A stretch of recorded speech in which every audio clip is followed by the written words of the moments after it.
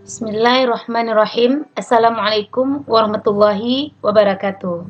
Kami mahasiswa PPG akan mencoba melakukan pengembangan materi ajar atau bahan ajar. Sebelumnya kita lihat dulu apa yang dikatakan dengan bahan ajar. Bahan ajar adalah segala bahan yang disusun secara sistematis yang menampilkan sosok utuh dari kompetensi atau kemampuan yang akan dikuasai peserta didik dan digunakan dalam proses pembelajaran dan penilaian implementasi sebuah pembelajaran. Nah, sekarang kita lihat jenis-jenis dari materi pembelajaran itu. Yang pertama, fakta. Fakta ini bisa dikatakan dengan semua hal yang berwujud nyata atau benar. Dalam pembelajaran PAI seperti nama-nama khalifah, nama-nama imam madhab, dan lain sebagainya. Kemudian yang kedua, konsep. Konsep ini berwujud seperti pengertian-pengertian atau yang timbul dari hasil pemikiran, seperti pengertian sholat, pengertian zakat, pengertian haji, dan lain sebagainya.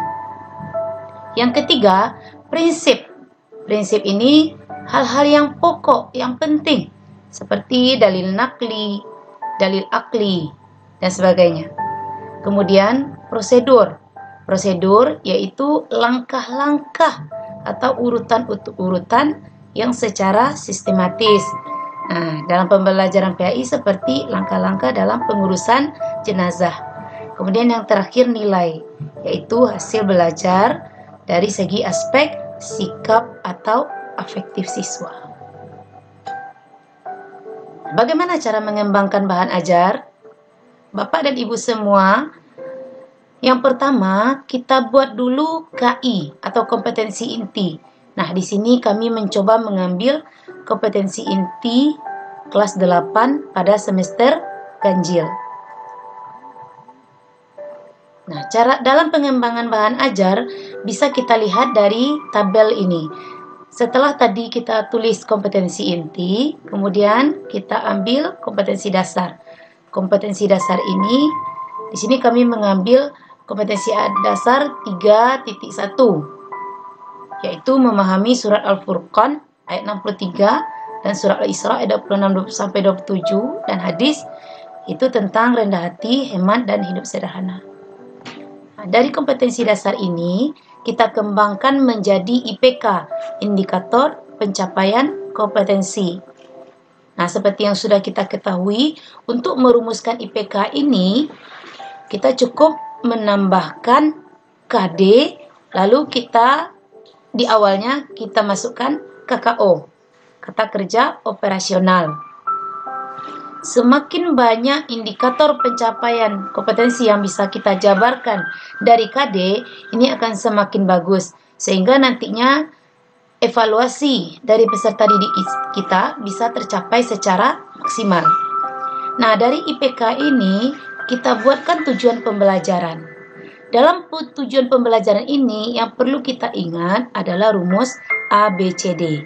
Jadi dalam sebuah tujuan pembelajaran harus ada audien. Seperti kalau di sini kita lihat peserta didik. Nah, ini audiennya. Lalu behavior. Behavior ini adalah perilaku yang dituntut dari siswa.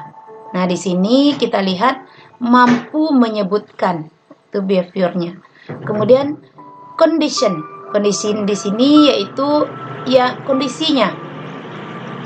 Kalau yang dari KD 3.1 ini kondisinya yaitu rendah hati, hemat, dan hidup sederhana.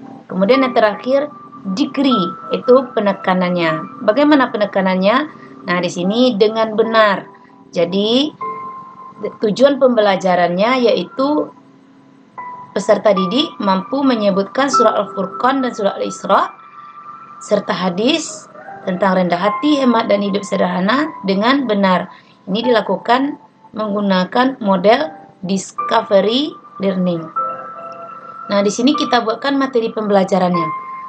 Materi pembelajarannya di sini konsep, yaitu tentang rendah hati, hemat, dan hidup sederhana.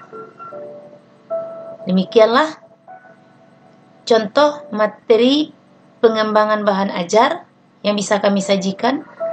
Assalamualaikum warahmatullahi wabarakatuh.